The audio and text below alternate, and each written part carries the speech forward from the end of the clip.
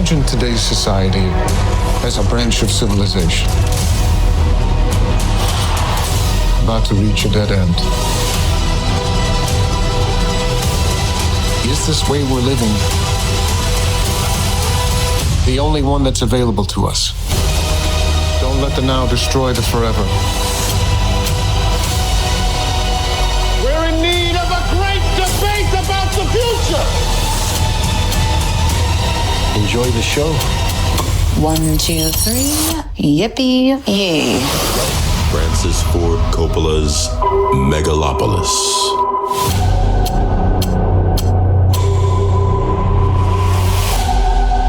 So, Megalopolis, Drew, you actually got to join me for a very special IMAX interactive screening. The way that Francis Ford Coppola intended, with 30 minutes of meandering interviewing happening with two of his closest buds, Spike Lee and Bobby De Niro, beforehand. Yeah, so the movie, which there's been much ado about, obviously, for many decades, literally. It's been cooking. Yeah, it premiered at New York Film Festival last week, and that premiere was simulcast in 60 theaters nationwide. And before the movie came on, they live streamed an interview with Francis Ford Coppola. Makes sense. He directed the movie. Robert De Niro has nothing to do with the movie. And then Spike Lee, who also has nothing to do with the movie. But they're friends. The moderator was an older gentleman who was like actively trembling and really scared to interrupt Francis as he was just pontificating. Shut the fuck up. He did a Shakespeare monologue. It really set you up to laugh a lot during the movie. Because watching it, you're like, oh, this is just like a crazy old guy. Like, this guy's like not all the way here. But you know, he's capable of good things. Listen, I was primed for the movie when basically the thesis of everything that Coppola was saying was essentially like, hey, a lot of people hated Apocalypse Now too when it first came out. And I was like, not a great impression, Francis. How about let's not lead with like, you guys will not enjoy this thing when you watch it. Yeah. So the movie definitely, there are a lot of things that I think are definitely up for debate with this movie. Personally, I don't think that it's up for debate whether or not it's good. Yeah. There are a lot of very credible people who do think this is a good movie. I think this is an entertaining movie. I had a fun watch. I think that it has moments of visual brilliance, and it also has moments of really bad visuals, which are funny. I think it's like we were talking about yesterday, Ernest. I think the novelty of having something that's truly unpredictable has a lot of value with me, because there just aren't a lot of projects that get made where you really have no idea what's about to happen, like second to second. Right. It's truly just coming from one person's head. That's not necessarily a good thing when that person's head is like smoking J's in his trailer all day. 80-year-old. Yeah. And like super old and like trying horny. to get extras to sit on his lap between takes. So bad Francis, bad. Yeah. So the movie is it's a mess. Like, it's an absolute fucking mess. Oh my God. I think that's kind of the big thing is like, I have read some positive reviews from this movie, and I just kind of fundamentally disagree with everything for the most part that people are saying, because I think that, well, the reviews are all over the place. Well, there's no consensus. There's zero consensus. The letterboxed rating for this is wild curvature. Yeah. I've never seen anything quite like it before. Where it's one of those things where, like, I do hear what people are saying about this being a movie that is bursting at the seams with ideas, but when you have a movie that is so overstuffed with ideas, it feels less ambitious and it feels more schizophrenic. It feels so afraid to commit to any one idea because it is trying to be everything, and no movie can be everything. Yeah. While also, no by the way, be everything. while also not actually coming down with any viewpoints. Yes. Like, it doesn't. I guess the closest thing is like humanity has. There's hope in the future of humanity, and it's vaguely anti-Trump. Let me ask you this question. I haven't seen the movie, but I feel like this will be a good question to set the tone. Is this movie a victim to editing? And if it was given maybe an hour more, or if it was given like more time to be released, I don't know, maybe like if they actually were given the budget to break it up into 2 movies or something like that, would it have been able to come across better? Or were there just some wild decisions that just were just like, this person is doing drugs? Well, I don't think that, I think that what you're asking about, like the 4-hour cut of this movie, that's like the Coppola special. He loves It'll happen. Him and Ridley Scott are like the 2 kings of like, I've remastered my movie 4 different times, and now this is like the principal version that we should all watch. I think Apocalypse Now is like 5 different cuts to it, just as like one example. Jack probably has like a hidden dark cut where it's actually like a rated NC-17 masterpiece. We should find that. No, but I think that's the second part of your question, as far as like, did this need more time to cook? I think that this is burnt. I think it cooked for too long because he has literally been working on this idea since the 80s. He could not get funding for a budget. And one of the things that I said when we walked out of this movie is like, hey, after seeing Megalopolis, big win for studios for reading the script and saying, no, we should pass on this. We should not do this. It's funny because it's overcooked, like conceptually. You can tell that he just generally just had the idea of this being a big thing and making a big statement. But yeah, it's so much is lost in what he's saying. So I think it's overcooked in that way. But then in like really key ways, it's also undercooked. And I don't think it's in ways that like would have the effects. So yeah, that's one thing. And so scene to scene, even like it's just kind of feels like we're jumping here now. What's happening? That's the thing. So I do think that here's the issue is that like he funded this with a lot of money, and like because it's self-funded, like he had more say over scheduling than he probably should have. Although obviously getting all these actors, you have to be, have a certain schedule to stick to that budget. But I think he had enough resources and he didn't use them right. Like he was, the behind the scenes of this movie were a mess. He was like in his trailer all day. One of the most controversial run-ups to a movie. And yeah, I mean, it sort of comes across like the end of the movie feels like super rushed and it looks a lot worse than the rest of the movie. So I think that part, like, I think it's a rare movie that's like pretty long that actually does feel like it needs to be a little longer. But also I'm really glad it wasn't, because like the quality level that it's at, like I couldn't handle it. It also is dipping long as the movie goes, because it's a fucking mess. And like, as far as Undercooked goes, like philosophically, you gotta, if your movie's gonna be about big ideas, you have to have like one idea. There's nothing here. There's no ideas. During this interview with with the New York Film Festival, he says he very intentionally cast people who had been canceled because he didn't want to be like a woke production. John Voight, Shia LaBeouf. John Voight, like, canceled for viewpoints. I guess that's one thing. Shia LaBeouf canceled for like being a shit person, being an assaulter. Yeah. And giving him like sex scenes in this movie. Like that's a whole different thing. But also this is not like a conservative statement at all. This is truly like a centrist statement movie. Like it has the philosophy that like a lot of bad politicians do when and you'll be very familiar with this, Lee. Whenever someone who doesn't actually know what they're talking about is running for office and someone asks them a tougher question about a hard issue, they'll say, I think that the answer is in like just like starting a big discussion where like we need to have a debate. Yeah, everyone gets to chip in and we're going to talk about it.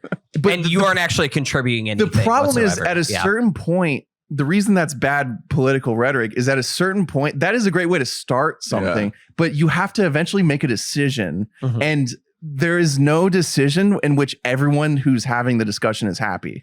Well, so I guess my question is, because I do deal with that a ton, where consultants come into a campaign and they want to make the masses happy. So they take the brand of your, candidate and they try to water it down to make it appeal to as many people in as diverse of opinions as possible. Is this then a victim of, did the producers come in and say it's like, him. hey, it's Coppola. Yeah, this is the thing. It's 100%. It's just him. Because maybe he's dying and people are like, let's give you a blank check. Just have fun. It's his own blank check. He signed his own check. Do whatever you want to freaking do and just like have a freaking ball and just go with it. And Or is it also like were people like, hey, you gotta fill No one told seats. him no. The thing You is, gotta no fill one told him seats. no. So the like problem is that like for a lot of time, people didn't even think that this was going to get bought for distribution because it is completely it's $125 million budget. And it's entirely self-funded. Coppola like sold off a large portion of the Francis Ford Coppola wine company because over the last like couple decades, he's started this wine empire. It's like solid mids wine, like that's kind of the level of wine that's at, but it's like cheaper, so it's accessible. Sold it to some major whoever the fuck in California and turned a big nut for that. Sold a bunch of other assets, homes, things like that in order to fund this movie. Yeah, like this is So- his and- like the best idea he can put forth is like not really an idea. Like That's so there isn't anybody else to blame. yeah, like there's nobody to it point the feels finger like out something that except got for like him. focus groups to that, and there were zero focus groups. It's So just let he me doesn't ask you have any this question. ideas. Do you think his success in other films was because there were other people pulling the strings and saying like, "Hey, pull it back"? Like here. Godfather. Yeah, Pull it forward He was just there. a younger man. No, Godfather's that's a good based on a question. fucking book. Well, it's a good question, but also that was 50 years ago. Yeah. Like different it's hard time. to say. When so was his like last good movie? Jack. No, it wasn't.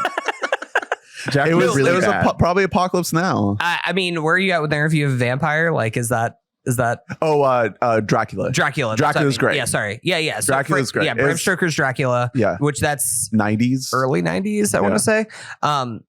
Yeah, But so still, okay, he's made one good He movie just- in the last 92. 30 years. it's just crazy. Like, and I don't mean to shit all over the movie because, like I said, it was very entertaining. Because, like, I had a good time. yeah, I was because- also well, bored because it's a lot. fucking nuts. Like, it's truly like it's absolutely insane because no one was allowed to tell him he shouldn't do something. There are some sequences in this movie that like took my breath away. They were so like visually dazzling. And the movie is full of like dog shit visuals too. Yeah. Yeah. It's not, the whole movie's not like visually stunning, but there are sequences. There's two specific stretches, one early on, one kind of later on, that showed me things that I'd never seen in a movie before. And I was just eating all that up. Adam Driver, I think, knows exactly the wavelength he needs to be on. He's having a great time. He's weird and funny. I love what he's doing. Another issue is a lot of what Coppola talked about is he took like decades off of filmmaking to study rehearsal and how it, like Nathan Fielder style, and how it like affects actors. And he was like, yeah, so we were able to like I would make my two actors rehearse like the day that their characters met, even though that's not in the movie, because then I'm implanting memories within my actors. But one of the key things about this movie is that no two actors are on the same page at all. Yeah. Like it's not, all of his research is not coming through because, like I said, he's not there most of the time when they're like setting up a shot and the actors are talking or whatever. It's really just a matter of like filmmaking is just a big like business. It's a little mini business. And if the boss just isn't there, then how are you going to say that like you're implementing all these progressive ideas? You're not there. Yeah. So yeah, like I really like what Adam Driver was doing. Then there are people who are going like way over the top. Like his love interest character is doing like transatlantic New Yorker voice. Yeah. Aubrey Plaza. I feel bad for her. I really enjoyed Aubrey Plaza in the movie. She's doing something different. What's her name? Wild Platinum. Her name's Wow Platinum. Her name's Wow Platinum, and she works for like dumb bimbo news or something like that. It's a good thing that this is a Fable. Big right? stinky newspaper. Wait. It's not. Some of the names: Caesar Catalina is our lead. Adam Driver. The mayor, Franklin Cicero. Well, it's taking place in New Rome. Right. Which We can It's Did almost he like New Rome as a try character in the to, like, story. tie in mythological. yeah. Or was it all It's historic? no. So the thing is, references? a lot of it is just like the aesthetic is Roman meets like It's like what New if York club scene. It's literally just what if New York was Rome also. What if guys held up QR codes to bid on a virgin? Yeah. That's a thing that happens in the movie. Lee, I think this movie would make you upset. I think this. I don't movie think might you would get through lose this. your fucking. I think that movie. you would walk My out thing of it. is- Because a lot of people have. My thing is, is, you guys, I'm a little older than you, and I bring it up on every pod. You represent a bit of a different You're time. what, like 64 I like years them old? But the thing is that there are some movies that have so much less of a budget, and they really live within their means, and they excel. They do takes over and over again, and they use practical effects to make things feel so real, and they chew on ideas until they have like focus groups give them feedback, and they like listen to the feedback. I feel like at a certain point, and I'm really sad to say this because I really like Francis Ford Coppola, but I feel like at a certain point you hit a place where your ego is just inflamed. You only hear people that compliment you, and if no one's giving you notes, and if you're not taking them, and you just think you're basically another Greek god or whatever, you just kind of do whatever you want, and you go off the rails, and you blow countless millions of dollars for what? To put your high thoughts on the screen. Yeah. It's also it's losing, so it's going to lose a lot of money. Because imagine what you could have done with the same budget to tell a similar story with depth. Yeah. Like, think of what we could have told, because the Roman Empire falling has a lot of storytelling in today's age. Yeah, that's what he's trying. He's trying to do that. He's not the writer, man. He doesn't have it at this point. He's fucking in his 80s, and he's I just can lost tell that him picking strategically canceled actors is him trying to get the virality of like, oh, he's doing something different. He's trying to get the canceled actors, and it's going to go viral. Everyone's going to tweet about it. Everyone's going to talk about it to like muck up like the controversy to put some air beneath the wings of this film. But if it doesn't have substance, if it's not telling a deeper story, people watch this and they're just like, yeah, I just watched like Shia LaBeouf hump somebody, and they just wasted all these actors' time. Like, telling well, everyone wants to work with Coppola because it's Coppola. That's the thing, is and that everybody just keeps talking about like, God, it was such a great time on set. Just the ability to work with them. So nobody was giving him notes. And I think to your point about like a lack of substance, I was thinking about that a lot, like in the last few days since seeing Megalopolis, is like comparing this with just like the other worst movies that I've seen this year, because this is bottom of the list. And so I'm just thinking about this compared to other movies that like I have seen that like I really did not work for me. And the difference between something like this and something like, sorry fans, Deadpool and Wolverine, is like, at least with something like Deadpool and Wolverine or whatever other movie you want to take, that is slop, that is saying on its face like, hey, we're slop, we're empty calories. This is taking a fucking whipped cream can and squirting it in your mouth and giving you those little bursts of high until you feel sick. This is something that is trying to do something more than that, but it is somehow so scattered and so hollow at its core that it's less satisfying of like a film watching experience than even something that is like is slop and is branding on itself that like we are just going to be here for like a big dumb time that you can enjoy and walk out of and never think of again. Megalopolis wants you to think about it more, but you're thinking about it for all the wrong reasons. Let's razzle and dazzle you with CGI so that you just forget that this movie's bad.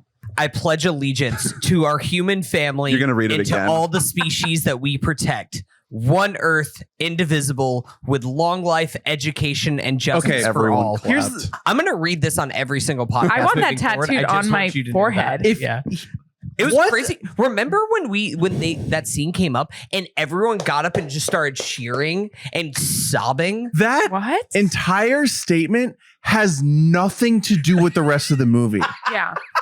There are no themes of protecting species in this movie. But that's what Megalopolis is. It's fucking crazy that is like there's zero there's not even a moment. Can we go into spoilers? Does the world like collapse? Is that what this is? Something like, really is bad like, has happened and you don't really see any of it at all. But so it's like it's as if like, okay, so let's just pretend. So climate change has killed off like most of the population and only the super elite have now. You wish that you're just coming up with a better movie. No, I'm coming up with like how I interpreted the trailer.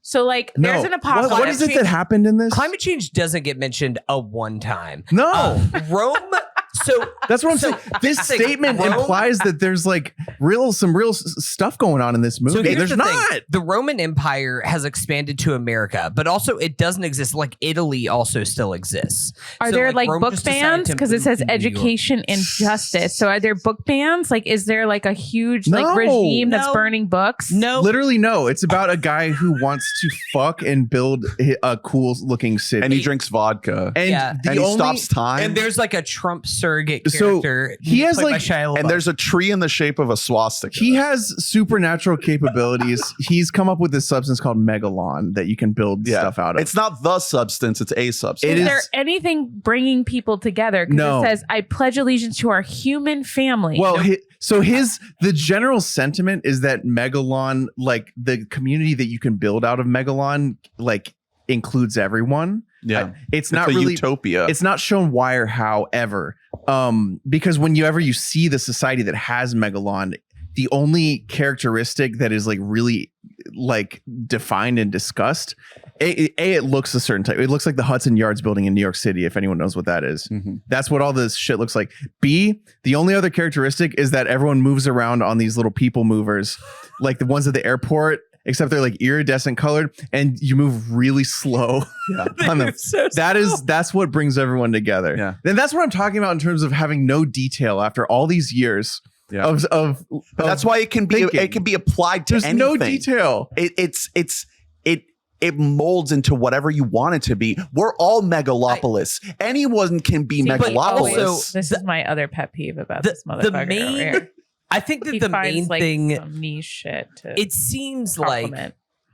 the biggest late stage thing that is Francis Ford Coppola's current obsession is like the fear of Trumpism and how dangerous that is. And that is an idea in there about Shia LaBeouf, who is somebody who comes from wealth, but then tries to parade around as a man of the people and tries to like get the poor to unite behind him. Yeah. Even though he hands out cash to people. he's Literally what Trump just did. And there's ideas, again, that's like another idea. But that's is it in a there. through line, No. or is No. it just like an No. offset? No, well, no, because that's the only statement the movie's willing to make is that is bad. Like it's willing to say like, okay, this guy does suck. How bold. But as far as this is the exact same as like what Coppola said before the thing, like because he was like, anytime that it cut to Robert De Niro, who again not involved with the movie, he would not answer the question. He would just say, "We need to all vote and elect Kamala Harris as soon as possible." And he said at one point, Donald Trump could never make this movie. He couldn't. Which is, then it will cut back to Francis, and he would be like, two senile old men. and yeah, so then Francis would be like, and listen, no, listen, I didn't want this to be like a political thing. Like I, so he casts. He's willing to say that strain of you know what I mean, fascism is bad, but also he cast Jon Voight, who is a massive Trump guy, in an effort to make this movie for everyone. In a fun role. In an awesome role in which he does an awesome job, by the way. I love his performance. But it's the dumbest movie. Do you think that in Megalopolis there could be a bookstore owned by a fun, quirky, single lady? I don't know about that, but what I will say is it's almost like New Rome as a character in our story. Yeah.